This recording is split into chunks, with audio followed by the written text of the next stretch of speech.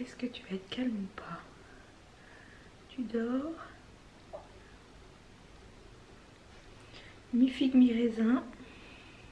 Il s'agite. Je sais pas si je vais pouvoir faire cette vidéo.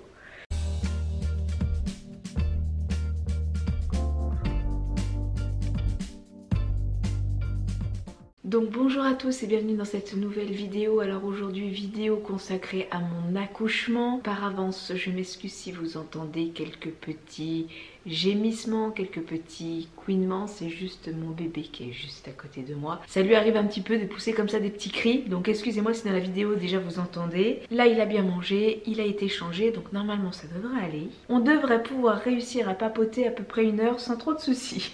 Voilà, j'ai un bébé qui est plutôt cool là-dessus, donc ça c'est bien. Pour information, aujourd'hui nous sommes le jeudi 5 décembre. Ça file à une vitesse. Ça fait 1 semaine déjà que j'ai accouché. Je me suis dit que je vais vous enregistrer maintenant cette vidéo parce que sinon je vais zapper énormément de choses et il est possible que je vous incruste dans la vidéo quelques photos ou quelques stories que j'avais enregistrées sur Instagram pour tous ceux qui ne l'ont pas vu ou pour tous les gens qui ne me suivent tout simplement pas sur les réseaux, que vous puissiez voir un petit peu et vous remettre un petit peu dans le contexte de l'accouchement. Donc il faut savoir avant toute chose que la veille de mon accouchement, donc le mardi 27 novembre, j'avais rendez-vous au CHU de Dijon pour faire le point à propos de mon accouchement. Et puis à cette occasion j'avais l'intention, ce qui a été fait d'ailleurs, de dire que je voulais accoucher finalement sous césarienne et pas par voie basse. Pourquoi? Parce que comme expliqué dans ma vidéo sur le 3e trimestre, il faut savoir qu'une de mes filles qui est née sous césarienne, on a attendu un petit peu longtemps, c'était une césarienne en urgence et elle a eu un petit handicap. Alors est-ce que c'est lié à l'accouchement ou est-ce que c'est lié à la grossesse? Sincèrement on ne saura jamais, on ne pourra pas savoir. Mais en tout cas je voulais pas revivre ça, un accouchement trop long, trop difficile pour finir par une césarienne en urgence avec un bébé en détresse et ça je voulais absolument pas. Donc du coup j'avais pris la décision avec l'accord du médecin, donc le 27 novembre, de faire un accouchement par césarienne. Accouchement qui était prévu, ça je vous l'avais dit sur Insta mais je vous avais pas dit la date, le 5 décembre. Donc aujourd'hui. Et du coup le médecin m'avait dit si quoi qu'il arrive l'accouchement ça arrive avant, bah, vous pourrez présenter aux urgences, c'est noté dans votre dossier. Si le travail est assez avancé, bah, on essaye quand même un accouchement par voie basse. S'il n'est pas assez avancé, bah, vous aurez le choix. Et puis si vous voulez absolument accoucher par césarienne, aucun problème. Donc ça c'était le mardi 27 novembre. Le mercredi, le lendemain, donc journée maman, puisque le mercredi comme vous savez je suis toujours avec mes filles. Et je ne sais pas pourquoi depuis le début j'appréhende les mercredis. J'ai toujours appréhendé les mercredis dans ce 3e trimestre. J'ai toujours eu peur que le travail commence un jour où je suis seule avec mes filles. Et ça n'a pas loupé, le travail a commencé le jour où j'étais toute seule avec mes filles. Alors fort heureusement, j'ai pas eu la perte des os devant mes filles, donc ça elles n'ont pas du tout été traumatisées. Mais en tout cas, le travail a bien commencé ce mercredi 28 novembre.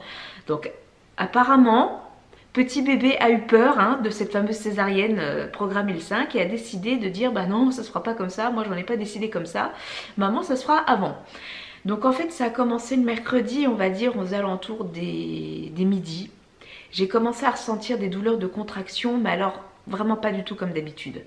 J'ai beau avoir eu les fameuses contractions de Braxton Hills ou un truc comme ça, qui sont des contractions non douloureuses. J'ai bien su faire la différence avec des contractions douloureuses aussi que j'ai eues par la suite. Mais là c'était vraiment des contractions plus longues et plus douloureuses. Vraiment un pincement plus prononcé, plus aigu, plus soudain. Donc ça a commencé vers les midis. Je me suis pas trop inquiétée. Je me suis dit oh c'est bon, c'est peut-être parce que j'en fais beaucoup, j'ai les filles avec moi aujourd'hui, elles me sollicitent pas mal, je dois faire à manger, tout ça, j'en fais peut-être un petit peu plus que ces derniers jours et peut-être que là ça devient un petit peu compliqué. Je me suis pas plus tellement inquiétée. Il y a quand même un indice. Alors moi je suis très, après vous le prenez comme vous voulez, mais je suis très sensible aux signes que peut m'envoyer un petit peu entre guillemets le destin. Et ce jour-là il faisait très gris sur Dijon, il pleuvait, et il faisait vraiment sombre et au moment où je prépare à manger, j'ai une fenêtre à côté de la cuisine et là il y a un énorme rayon de soleil qui vient me gêner d'ailleurs la vue, qui est vraiment sur moi. Donc j'ai regardé à travers la fenêtre, j'ai vu ce ciel tout gris et ce trou dans le ciel avec ce rayon de soleil qui me traverse et qui me chauffe vraiment tout mon corps quoi. Et je me dis est-ce que c'est pas un signe? Est-ce que c'est pas pour aujourd'hui? Il fait d'un seul coup, il faisait tout sombre et d'un seul coup j'ai un gros rayon de soleil au point que ça me gêne, au point que je le remarque vraiment.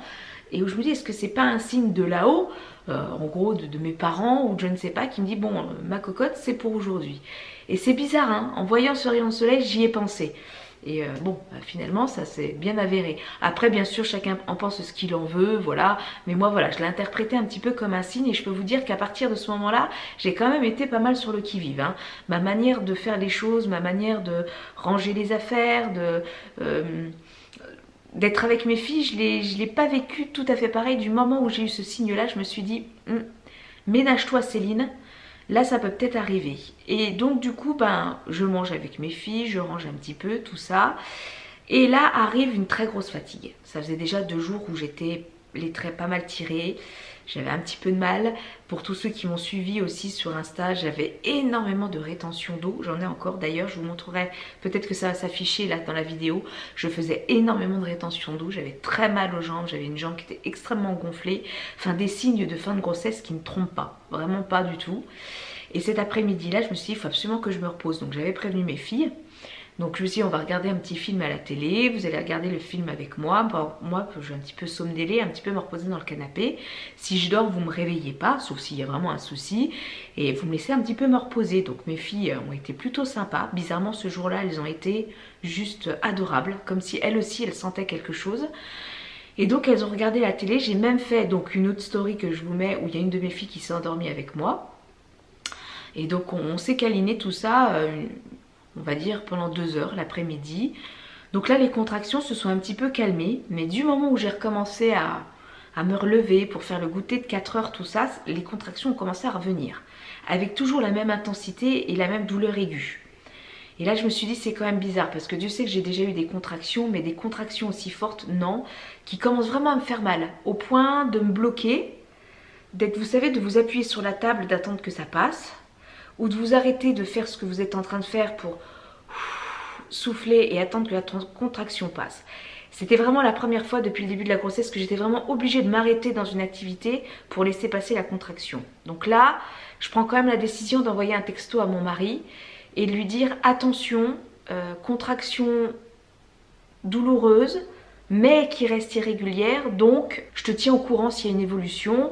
Mais mets-toi sur le qui-vive. Donc mon mari tout de suite, forcément il a toujours le portable avec lui, il m'a tout de suite répondu ok, pas de problème, si quoi qu'il arrive tu m'envoies un message et moi je fonce, j'arrive tout de suite. Bon, je dis pas d'inquiétude hein, pour l'instant, ça reste très irrégulier, c'était des contractions qui étaient quoi, limite toutes les une demi-heure, 1 heure, enfin vraiment rien d'inquiétant, ça sert à rien que je rappelle mon mari pour ça. La journée c'est cool, avec des contractions toujours là, régulières, c'est-à-dire toutes les demi-heures, 1 heure. Donc moi tant qu'il n'y avait pas qu'elles n'étaient pas plus proches, je m'inquiétais pas.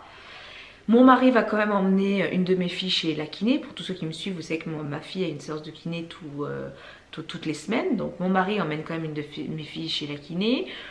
Je commence moi du coup à quand même finaliser ma valise parce que je sais pas pourquoi, je me disais on ne sait jamais. Alors finaliser ma valise, il me restait juste quelques petites choses à mettre dans ma valise à moi, de ma valise de maternité, vidéo qui viendra, hein, vous inquiétez pas, ou du coup je vous la ferai post-accouchement, mais au moins ça me permettra de vous dire réellement ce dont j'ai eu vraiment besoin pour l'accouchement et le séjour à la maternité, ce qui n'est pas plus mal et ce qui en fin de compte m'aura plutôt été inutile. Donc j'ai fini ma valise, notamment la trousse de toilette, parce que je me suis dit si je dois partir que j'ai pas à penser dentifrice, brosse à dents, ce genre de choses. Donc tout vraiment le nécessaire de dernière minute, les médicaments, j'ai refait mon pilulier pour la clinique, etc. J'ai pris mes ordonnances, j'ai préparé tout mon dossier médical. Je me suis dit comme ça, si ça arrive dans la nuit ou quoi que ce soit, tout est prêt. Mon mari revient, on commence à se mettre à table, à manger, donc là il est aux alentours des 19 h. Et là les contractions ont tendance à se rapprocher. J'ai pas faim, je suis écœurée. Mes filles même à un moment me coupent au moment du repas en me disant ça va maman, t'as mal? Je fais oui j'ai un peu mal mais ça va aller. Enfin mes filles commencent un petit peu à s'inquiéter.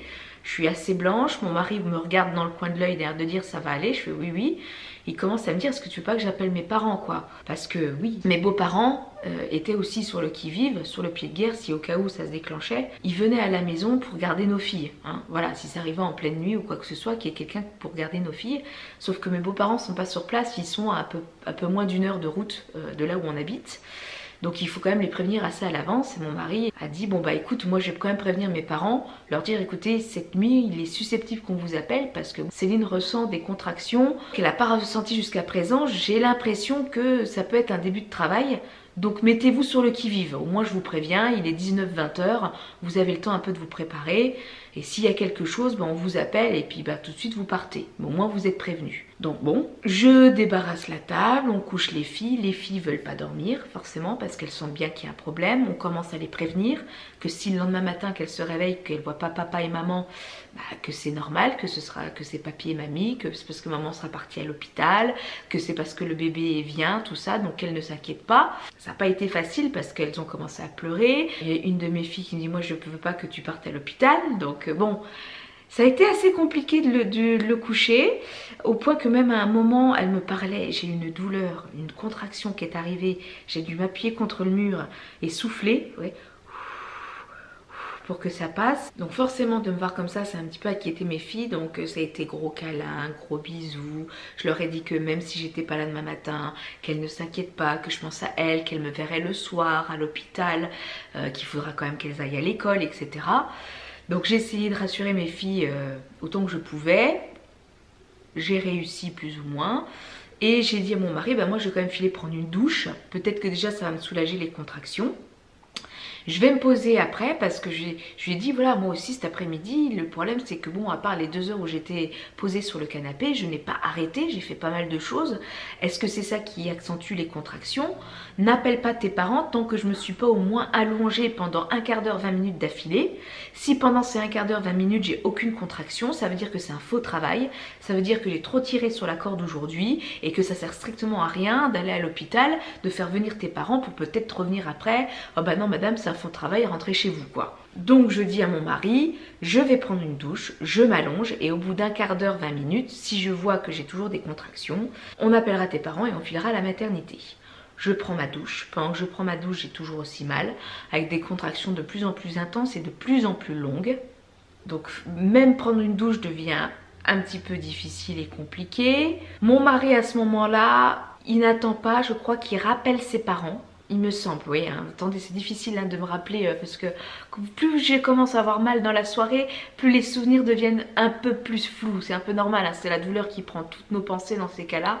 Donc j'essaye de me rappeler un peu le contexte.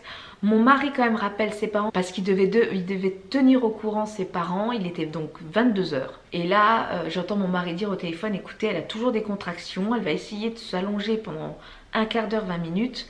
Et si on voit que vraiment ça se précise, je vous rappelle. À partir de là, je m'allonge et j'ai commencé à enregistrer sur mon téléphone les heures à chaque fois où j'avais des contractions pour à peu près me rendre compte de la régularité, du laps de temps entre chaque contraction. Donc je reprends mon téléphone, qui devait être pas loin de 22 heures, 22h, 22h30. Et j'ai commencé à m'allonger vers les 22h30. Alors à 22h37, j'ai une contraction. À 22h42, j'en ai une deuxième, donc 5 minutes après. À 22h44, donc 2 minutes après, j'en ai encore eu une. Donc là, mon mari s'est dit, attends, t'en as eu 3 en presque 10 minutes. Là, je pense que ça se précise, je vais pas tarder d'appeler mes parents. Et après, à 22h52, j'en ai encore une autre très très grosse. Celle-là, je m'en souviens encore. Et c'est là où mon mari a dit, j'appelle mes parents. Donc il était pas loin de 11h du soir. Et après j'ai continué à les reprendre, mais ça n'a pas duré longtemps parce que ça s'est tellement amplifié que je savais que c'était le travail qui commençait. Et c'est là où on se rend compte que, attention, ça peut aller vraiment super vite. Du moment où mon mari a appelé ses parents, les contractions se sont accélérées à une vitesse de dingue. J'ai eu de plus en plus mal, mais alors là ça devenait vraiment très très dur à attendre.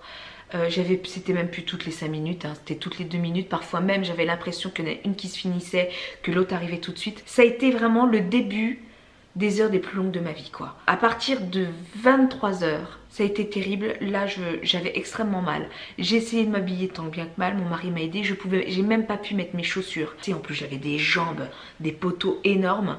Je vous assure que je priais pour que mes beaux-parents arrivent le plus vite possible. J'étais là, je disais à Olivier, mais quand est-ce qu'ils arrivent? Putain, j'ai mal qu'ils viennent. Je n'en pouvais plus. Mon mari qui arrêtait pas de faire des allers-retours, qui regardait dehors, qui rentrait. Enfin bon, l'horreur. L'horreur, j'essayais de ne pas faire trop de bruit pour pas réveiller mes filles. Terrible, mes beaux-parents finissent par arriver, on file à la mat. Là pareil, la route, pourtant on n'est pas loin, on est à quoi 15 minutes grand maximum du CHU. Mais la route, Le moindre virage, tout ça, ça me faisait super mal au ventre. J'étais en position allongée dans la voiture. J'avais toujours pas perdu les os, hein. J'avais mis une serviette, je me disais si ça arrive dans la voiture, moi je lis pas la voiture. On arrive au CHU, j'arrive quand même à marcher, à me déplacer. Tout de suite on me prend en charge. On voit bien que je souffre. Et heureusement, ce soir-là, ça avait pas trop l'air d'être la cohue. C'était assez calme. Alors si j'ai bien compris par la suite, ils ont eu 2 jours très intenses et le soir où je suis arrivée, c'était le soir où ça commençait déjà à bien se calmer. Heureusement pour moi. Ils m'ont tout de suite pris en charge. J'ai commencé à aller dans le bureau des administrations, mais je pouvais tellement rien dire, j'étais tellement pliée en 4 qu'ils m'ont tout de suite emmenée en salle d'examen et mon mari a fini les papiers. En salle d'examen, on m'a mise sous monito. On en a forcément regardé mon col et donc à minuit, mon col était ouvert à 2 cm. Et donc il faut savoir que pour avoir droit à la péridurale, il faut être ouvert à 3 cm. Voilà, donc moi j'étais pas encore à 3, je pouvais pas encore avoir la péridurale. Donc le sage-femme qui était là, parce que c'était un homme, et l'infirmière qui était là m'ont dit écoutez, pour l'instant on peut pas vous mettre sur péridurale, on va vous mettre sur monito et on va bien voir si ce sont bien des contractions de travail que vous faites bien. Nous on pense que oui, mais maintenant tant qu'on n'en est pas sûr, on peut pas savoir. J'ai vu dans votre dossier que vous voulez faire une césarienne. Est-ce que vous êtes sûr de faire une césarienne? Est-ce que vous voulez quand même pas tenter un accouchement par voie basse? Là, à ce moment-là, vous avez tellement mal que vous dites non, vous me faites une césarienne, vous m'installez directement une rachianesthésie, on y va, je veux pas attendre. Et j'ai quand même un médecin qui est finalement venu me voir pour faire le point et qui m'a dit écoutez, pour l'instant, jusqu'à la dilatation à 3 cm, ce qu'on peut faire, c'est vous mettre un gaz hilarant qu'on donne aux enfants quand on doit les recoudre, tout ça, pour essayer que vous viviez mieux la douleur, parce qu'il voyait bien que je souffrais de martyre. Donc on va vous mettre un gaz un petit peu hilarant, ça n'a absolument aucune conséquence sur vous ou sur le bébé. Dès que vous sentez que vous partez un peu trop, vous êtes un peu trop stone, vous enlevez le masque et ça ira, votre mari est là pour gérer. Une fois que vous irez mieux, on reparle si vous voulez vraiment faire une césarienne ou un accouchement par voie basse. Donc pendant 1 heure, je crois que j'ai ce gaz hilarant qui est très bizarre, hein. Ça vous met dans un état un peu... Ça n'enlève pas la douleur, mais je crois que ça vous met un peu dans un état un peu secondaire, vous êtes un peu saoul en fait. Mais le saoul pas top, hein. Le saoul un peu nauséeux, un peu cuite quoi. Hein. Bon, au moins vous pensez un peu à autre chose, mais c'est pas... On va dire que ça permet de ne pas être trop focalisé sur la douleur que vous êtes en train de vivre. Et donc là, mon mari, on essaye tant bien que mal de se dire qu'est-ce qu'on fait. Est-ce qu'on tente quand même un accouchement par voie basse, sachant que le travail a l'air de se préciser, que ce bébé a décidé de venir de manière naturelle, de manière spontanée, contrairement à nos filles, hein, contrairement à nos jumelles. Est-ce qu'on tente pas un voie basse? Après, mon mari me dit c'est ta décision, tu fais ce que tu veux, quoi qu'il arrive, je te suivrai, j'irai jusqu'au bout. J'ai un petit bébé qui commence à se réveiller. Quoi qu'il arrive, j'irai jusqu'au bout, je te suivrai, je te soutiendrai, réfléchis. Donc là, moi, je pense à ma fille, je pense aux conséquences qu'il peut y avoir pour le bébé, je pense à mon utérus cicatriciel, je pense au risque d'un accouchement par voie basse, je pense aussi à toute la magie que peut m'apporter un accouchement par voie basse, de pouvoir vivre ça pleinement, de pouvoir avoir mon bébé sur mon ventre tout de suite, de pouvoir voir ses premiers instants de vie, ce que je n'ai pas pu avoir avec la césarienne de Béfille. Le médecin me dit quoi qu'il arrive, même si on tente un accouchement par voie basse, on vous met une péridurale, si finalement vous voulez faire une césarienne, quel que soit le moment de l'accouchement, on vous amène au bloc et on vous fait une césarienne. Donc à vous de voir. Et là je dis à mon mari, bon on essaye. On essaye la péridurale, après on en reparlera. On me pose quand même une péridurale, on m'emmène dans celle d'accouchement. Et à ce moment-là, j'aviserai. Peut-être qu'en ayant moins mal et en étant un peu plus lucide, j'arriverai à prendre la décision. Là, je suis incapable de prendre la décision que ce soit. J'ai beaucoup trop mal, donc on verra. Finalement, mon col se dilate à 3 cm. Et je crois qu'on me pose la péridurale à 2 h du matin. Et à partir de là, j'ai même dû faire une story. Si je vous la retrouve, je vous la mettrai là dans la vidéo. Je vous l'insérerai dans la vidéo. Donc là, on me confirme bien que c'est bien des contractions de travail, que je vais donc accoucher le 28 novembre. Et que donc c'est parti. Donc à partir de là, on me fait la péridurale. J'avais vraiment très mal. J'ai réussi à ne pas bouger. On a demandé à mon mari de sortir. La péridurale, franchement, j'ai rien senti. Comme la première fois, hein. Pour toutes celles qui s'inquiètent au niveau de la péridurale et de la piqûre, dans mon cas personnel, bien sûr, hein, chaque cas est différent. Mais en ce qui me concerne, J'ai même pas senti le petit coup d'électricité quoi, c'est juste une pression dans le dos. En plus il avait été noté sur mon dossier qu'à ma première césarienne, la péridurale avait moins fait effet sur un côté. Je crois que c'était le côté gauche en ce qui me concerne et là du coup l'anesthésiste a vraiment fait super gaffe pour bien que ça agisse de manière homogène des deux côtés et ça a été le cas. Elle a très bien marché cette péridurale. Franchement j'ai rien senti du tout. Donc on pose la péridurale, là forcément le soulagement total. On ressent les contractions mais on ne sent plus la douleur et ça c'est juste super. Et donc là on attend que le travail se fasse et que le col continue à se dilater pour disparaître complètement et mettre en route l'accouchement. Donc là le médecin revient me voir, soulagé. On reparle donc de l'accouchement. Madame, qu'est-ce que vous voulez faire? Est-ce que vous restez sous votre première intention de césarienne ou est-ce qu'on tente quand même un accouchement par voie basse? Et là je dis écoutez, vu que ça a l'air de bien se passer, que j'ai des contractions qui ont l'air de fonctionner, qui ont l'air de dilater mon col, contrairement à mon premier accouchement où j'ai mis beaucoup de temps. D'ailleurs mon col n'a jamais complètement disparu, hein. J'étais dilatée à 9 et après ça s'est arrêté pour mes filles. Là ça a l'air d'être des contractions qui ont l'air plutôt efficaces, donc tentons l'accouchement par voie basse. Par contre, s'il y a le moindre problème, et ça c'était vraiment une de mes conditions, s'il y a le moindre problème sur le monito qui montre que mon bébé est en détresse cardiaque, on ne prend aucun risque, vous m'emmenez au bloc et c'est césarienne. C'était vraiment la condition. Oui, on va faire très attention au bébé, on va faire très attention à vous, ne vous inquiétez pas. Tout le long de la dilatation du col, ils ont vraiment suivi le bébé et pour ça j'ai eu vraiment une équipe formidable qui a vraiment été très à l'écoute de ce que j'attendais pour cet accouchement. Pour tous ceux qui douteraient du CHU de Dijon, parce que je sais qu'il y en a, sincèrement moi j'ai eu un accouchement et un séjour juste magnifique. Je tiens à le préciser, c'est juste une parenthèse, mais pour tous ceux qui préfèrent aller dans une clinique privée, moi je vous avoue que le CHU pour le coup, contrairement à mon expérience d'il y a 6 ans, j'ai juste eu un accouchement formidable avec des gens très à l'écoute. Ils ont vraiment respecté jusqu'au bout mes conditions et donc du coup moi j'étais beaucoup plus rassurée. Donc quand vous avez la péridurale, faut attendre que les contractions fassent effet, que le col se dilate. Donc là, c'est un temps de repos, on va dire. C'est là où j'ai pu notamment faire ma story. Mon mari, là, s'est un peu posé, c'est un petit peu détendu. Et puis moi, j'ai essayé un petit peu de me reposer. Je regardais, j'écoutais le cœur de mon bébé, tout ça, le temps que ça se dilate. À un moment donné, donc... À un moment donné, vers les 6 h du matin, je crois que mon bébé a commencé à montrer des signes de faiblesse. Il faisait des petits ralentissements cardiaques, il descendait à 80-90 et puis ça remontait. Suite à ces petites frayeurs que nous faisait bébé, l'équipe médicale a décidé de me mettre une sonde par voie vaginale pour pouvoir vraiment mesurer mes contractions. Le monito n'était plus suffisant et voir si les faiblesses que montrait bébé étaient en relation par rapport aux contractions.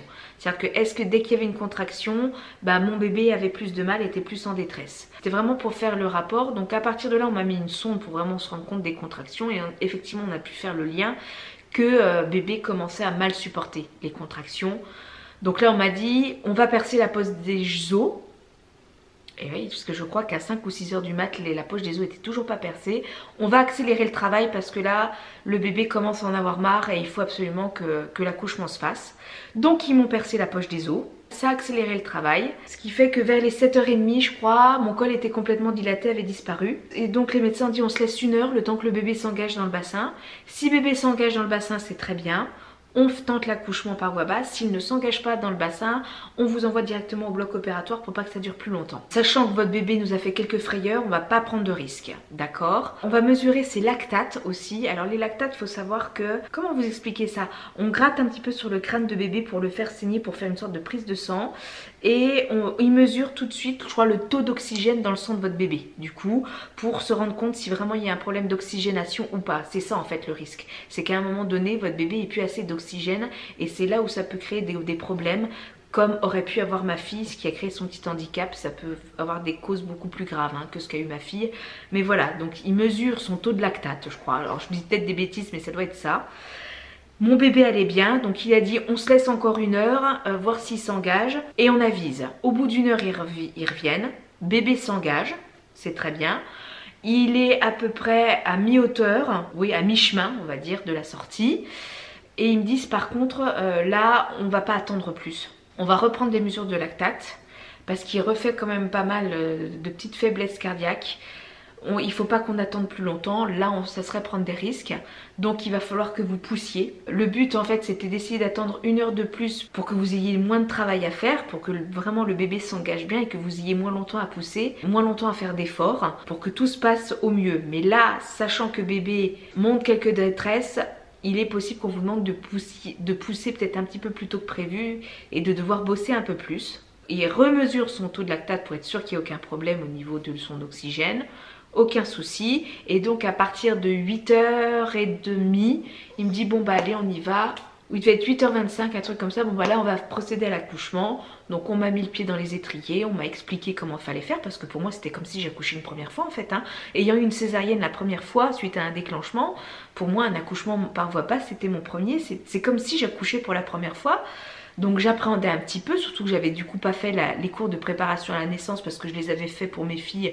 Je m'étais dit ça va être un peu la même chose, donc bon, voilà, je les avais pas fait. Donc là ils m'ont vraiment guidée, ils m'ont expliqué comment pousser. Et ils m'ont dit il faut vraiment que vous poussiez le plus longtemps possible et le plus fort possible pour que vraiment aider bébé à s'engager et à sortir quoi.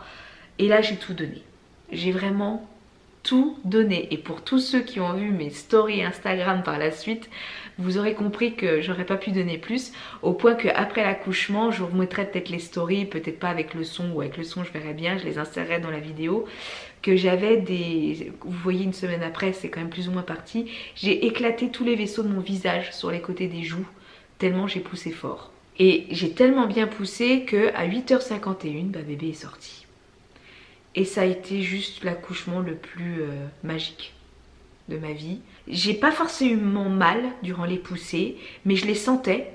C'est ça qui était bien, c'est que je pense que la péridurale était très bien dosée parce que j'avais pas forcément plus de douleur. Par contre, je savais vraiment exactement quand est-ce qu'il fallait que je pousse. Je sentais vraiment quand la contraction était là et je sentais vraiment quand le bébé avançait et quand j'étais efficace quoi. Ça m'a énormément aidé. On m'a expliqué qu'effectivement maintenant ils minimisaient un petit peu la dose d'anesthésiant pour pouvoir ne pas avoir de douleur mais quand même ressentir un minimum pour pouvoir avoir un travail efficace sur les poussées. Et vraiment sur moi ça a très bien marché.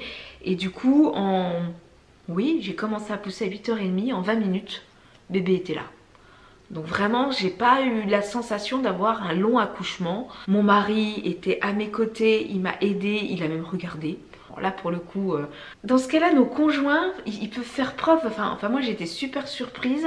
Il a regardé, il posait plein de questions, il a coupé le cordon, il a même voulu voir le placenta. Est-ce que je peux voir le placenta? La sage-femme lui a expliqué, enfin incroyable. Donc pareil, le placenta, une fois que le bébé est né, qu'on l'a posé sur moi, que j'ai vu qu'il était là, que je l'ai entendu pleurer.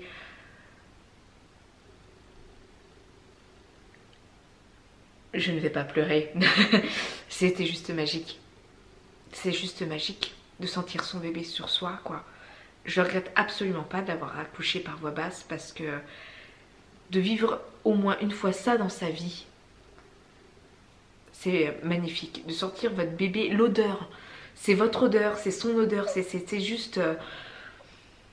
ça s'explique pas, quoi. Ça s'explique pas. C'est magnifique. Enfin, j'étais aux anges. Après il y a eu la fameuse délivrance, c'est-à-dire que le placenta, j'ai poussé une seule fois, il est tout de suite sorti, aucun problème. Et puis bah là, voilà, l'accouchement était fait. Et donc Jules, puisque oui, mon bébé, mon petit garçon s'appelle Jules pour le coup, est né donc le jeudi 28 novembre à 8h51 le matin, en pleine forme. Aucun problème pour respirer, aucun problème... tout dans la normalité. Un bébé finalement donc qui était présagé, je crois, je vous dis, à 3,8 kg à ma dernière échographie, et il faisait donc à la naissance 3,540 kg. Voilà, pour 47 cm. J'ai pu faire du pot à pot tout de suite avec lui. Je ne l'ai pas mis au sein parce que j'ai pris la décision de ne pas l'allaiter, mais j'ai pu faire du pot à pot. Le papa aussi a pu faire du pot à pot. Je vous mettrai quelques photos. Et ça c'est juste super de voir son conjoint avec le bébé dans les bras et...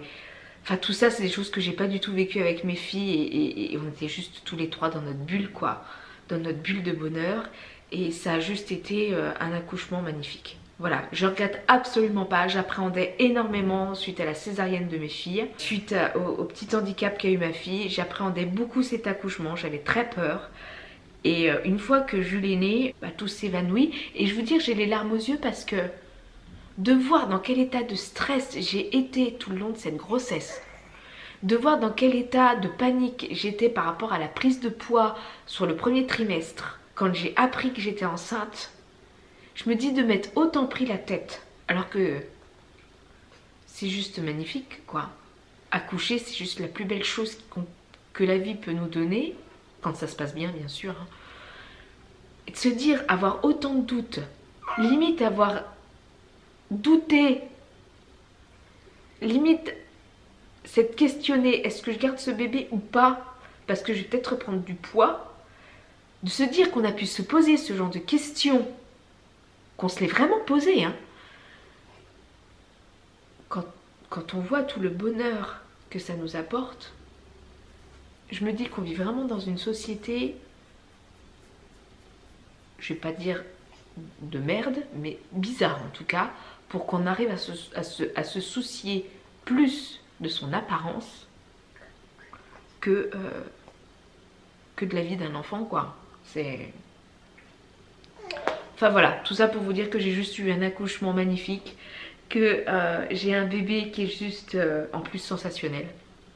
C'est un bébé qui pleure pas beaucoup, c'est un bébé qui est plutôt bien réglé, qui me permet de faire au moins des heures de sommeil, 3-4 heures de sommeil d'affilée, et ça c'est très rare à une semaine. Enfin tout ça j'en reviendrai sur le postpartum, mais j'ai juste un bébé que je vais vous montrer dans cette vidéo et ce sera la seule fois où vous le verrez, en tout cas sur YouTube. Je ne le remontrerai pas par la suite. Parce que tout simplement suite à la vidéo sur mes 2 ans sur YouTube, je vous dis hein, que je vais exposer nettement moins mes enfants. Et à la nouvelle loi sur YouTube, de toute manière, et c'est une bonne chose, on n'a plus trop le droit de le faire. Donc voilà, je vais vous le montrer là, surtout qu'il commence à être réveillé. Mais cela sera la seule fois où vous le verrez. Et surtout que là, il va peut-être commencer à avoir faim, le petit choupinet. Voilà bébé. Voilà mon petit choupinet qui est là. Je vous présente Jules. Je vous présente Jules. Jules qui voilà, qui cherche, qui commence à avoir faim, petit bébé. Donc voilà. Et pour en revenir à ce que je disais, pour toutes celles qui doutent, qui veulent faire un bébé et qui doutent, mais je vais reprendre du poids. Mais les filles quoi, arrêtez de vous poser ce genre de questions complètement inutiles, qui n'a pas lieu d'être. Prise de poids, pas prise de poids, c'est juste l'expérience la plus fabuleuse que puisse vous apporter la vie. C'est juste un trop plein d'amour qui vaut très clairement cette prise de poids. C'est juste magnifique, c'est juste magnifique. Donc ne vous posez pas la question, vous voulez faire un bébé, faites ce bébé, faites-le. Vous prenez du poids, c'est pas grave, vous verrez qu'une fois que vous l'aurez dans les bras, sincèrement ça n'a plus aucune, mais plus aucune importance. Et rien n'est plus beau que ces petits êtres-là. Ça vaut tout l'or du monde, ça vaut tous les kilos perdus du monde, ça vaut la plus belle silhouette du monde, rien ne vaut ça. Voilà, c'est là-dessus que je finirai cette vidéo sur mon accouchement qui est déjà, je pense, toujours aussi longue. Hein. Il y en a un qui s'impatiente et qui a faim. Donc voilà, c'est bébé qui prime avant tout. J'espère que cette vidéo en tout cas vous aura plu. Moi je regrette absolument pas, malgré toutes mes peurs, malgré toutes mes angoisses, malgré tous les inconvénients que j'ai pu avoir avec cette grossesse. C'est juste magnifique et je suis juste dans un pur bonheur actuellement. Voilà, donc je vous souhaite à tous une très très belle journée. N'hésitez pas à me laisser des commentaires, un petit like, ce que vous voulez. Et puis je vous dis à très très vite dans une prochaine vidéo, probablement sur le postpartum. Sur mon retour à la maison, etc. et comment ça se passe avec bébé. Moi et Jules, on vous fait de gros bisous et on vous dit à très très vite. Ciao.